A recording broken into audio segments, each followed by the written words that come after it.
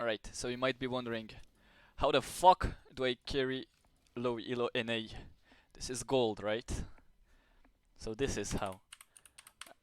So at the start of the game, I'm like, okay, let's just walk around and invade for a bit, and we stumble across Zac like for no reason, because it's low ELO NA. But then I wanted to late invade here to invade his red, but my team was like AFK, so I was like, okay, fuck it. So I'm gonna do a clear that you can do whenever, like, whenever you know that they're gonna do a blue to red, and you start red. You take two small raptors. Here I fucked up a bit the clear, but it's whatever. The wolves, and then the blue. And if you do it efficiently enough and fast enough, you will be at his red when he's at his red. And guess what? I'm at his red when he's at his red. And you can think that is the core for this clear. So I catch him. He has no flash. It's pretty free. Now I can get his Krugs, and now I can go on Darius, because he was pretty overextended. Kill him. I tax the shit out of Urgot because I don't care about him, and he trolled me. Now I go for double scuttle, because double scuttle is free. Now I know Zac is at bot side scuttle right now, because he doesn't have many options. Like, let me turn only blue on, because he died here. He's not at Krugs. There's very small chance he went at Raptors, because he actually cleared Raptors. Oh no, he didn't clear Raptors before because he was at 8 CS. But there's a really small chance, like, who the fuck would go Raptors, you know? That's really weird. Most likely he went on Wolves or Grump, and then Scuttle, or straight to Scuttle. So I'm taking the bet that he's at Scuttle right now. And guess what? He was. So then, wait, this is too fast. He was. And I catch him, and I put a ward, I jump on him, and he dies. Here I'm pretty happy. Here, so then the bot lane kinda chases me, it's kinda weird. And here, since I had this ward here, I saw that Senna didn't move here. So I'm like, where can she be, right? You need to use your brain when you're playing, guys. So she can either be here, but in my mind I'm thinking she's here. So I'm like, fake backing in case somebody comes, and nobody comes. So I'm popping this plant for vision, and there she is. So I jump on her and kill her. Small shot down. Everyone be happy. Now I reset, and I'm fucking Bill Gates with the 2.5k gold reset, you know? Yeah, this is quality coaching, guys.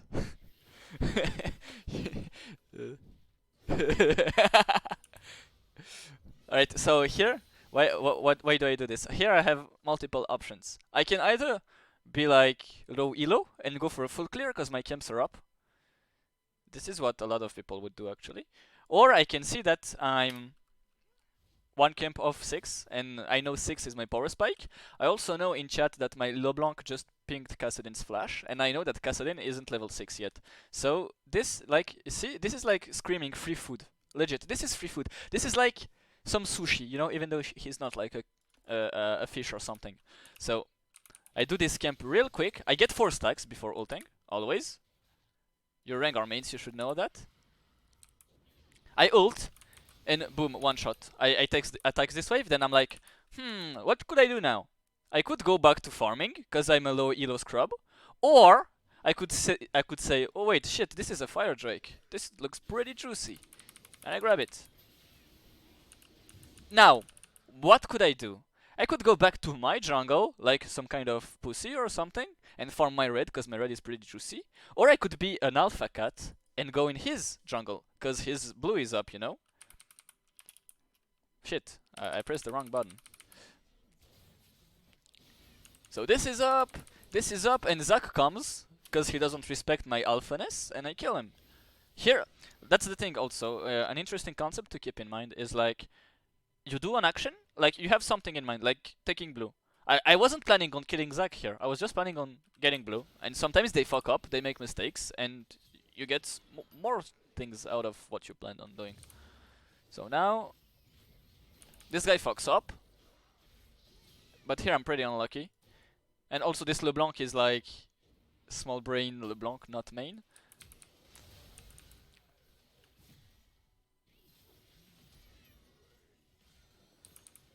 It's kind of Pepega, so I die. Eh, whatever. Now I have multiple options. I could full clear. I could go at his red. I could go at Scuttle. And of course I go at Scuttle. Yes, and chat is asking, do you always hard attacks even when they spam ping? Yes, I do. If they're bad. If they're bad, I tax. I don't care. They're not gonna be a win condition like ever. So I just tax. So what you need to remember is that whenever you're ahead, you never release the pressure. You always keep pressuring them. You always keep being in their faces. You always keep bullying them. This is what I'm doing.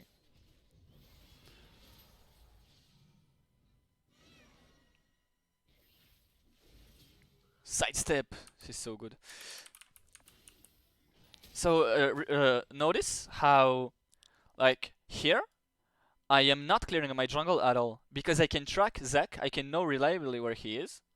And this way I can just go and kill him and take his camps. And it's like it's as if I was perma farming, you know, like as if I was farming my jungle, but I'm actually doing more. I'm dragging pressure towards me. I'm dragging Cassidy into me, poking him. I'm dragging Zac to the death, I guess. So I'm actually doing more than just farming, and I'm still farming. Here, I knew Darius was backing here. And I knew I would be it's gonna be really clutch to catch him. So what I do is I use E and W to get 4 stacks before ulting, and I hit the plant. This way, look, I can ult and press Q for empowered movement speed. And I'm not sure I would have caught him if I didn't have 4 stacks when I ulted. And this is really important. Whenever you move around as Rengar, always have 4 stacks.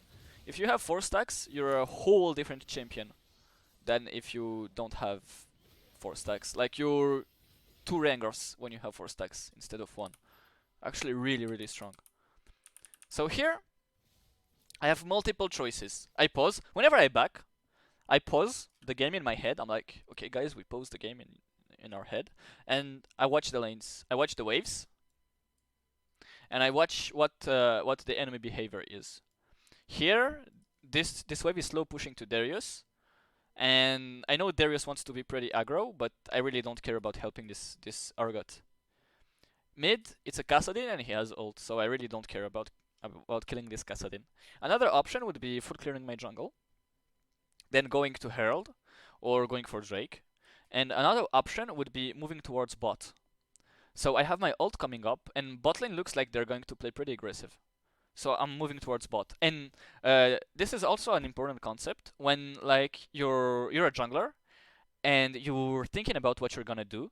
You always have a plan. Like I'm going to gank bot, or I'm going to do this or that, and you always should have a backup plan. Like here, I'm sitting here, I'm pathing. I click here to path, and I'm like, if those guys keep playing aggro, I gank them. If they don't, I clear. I always have a backup plan in case they don't behave as I expect them to. So I don't know if this gank works out. Yeah, it does. Nice. Here they buffed plates, so I take plates, and I spam ping my mates to like leave me solo plates because I deal more damage if they're not here. But this guy doesn't understand.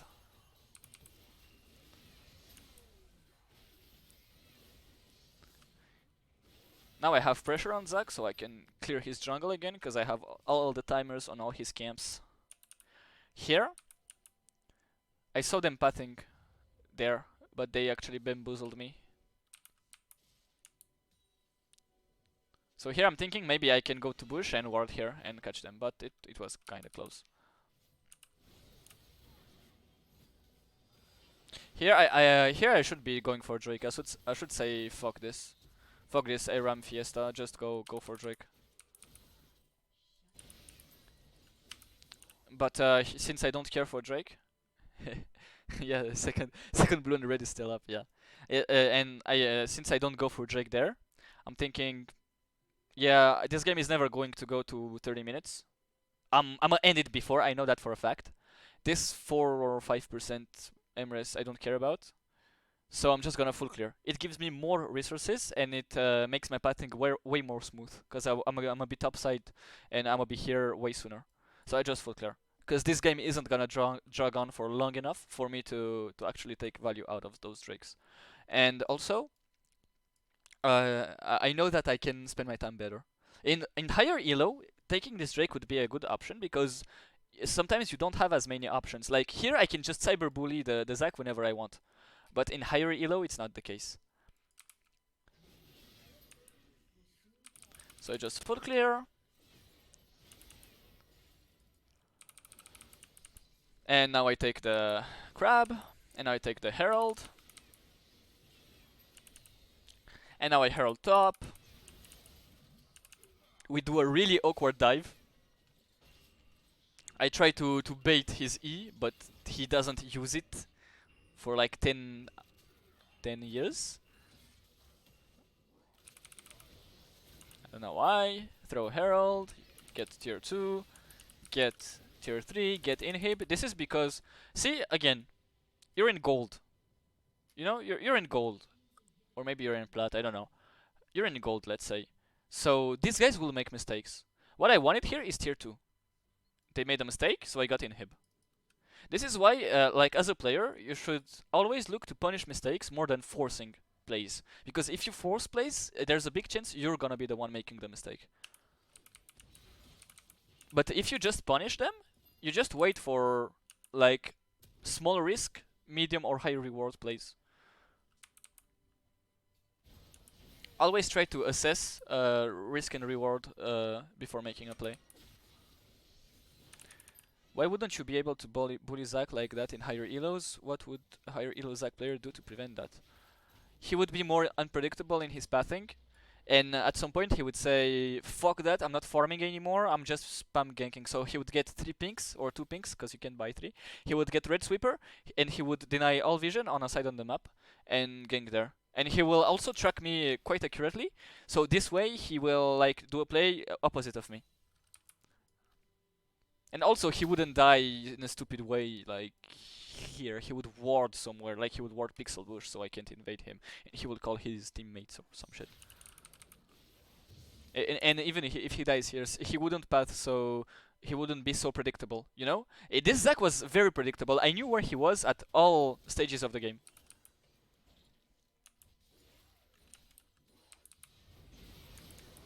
Yeah, here I go for suicide jump.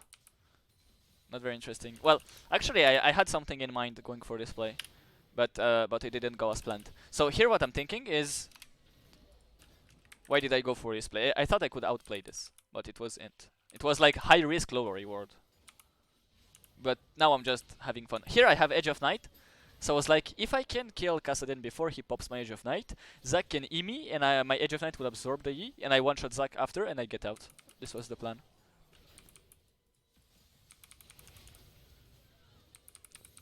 But yeah, at this point I'm just disrespecting them, it doesn't really matter anymore.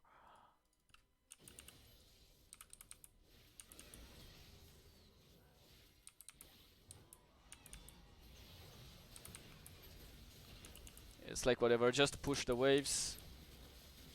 And slowly. Wait for this wave to push. It pushes, go there. Get this. The whole wave comes up. And end the game. And they surrender actually. So yeah, this is it.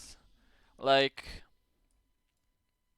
there are a few concepts sprinkled here and there that you should keep in mind. But it's mostly just jungle tracking. And how do I jungle track?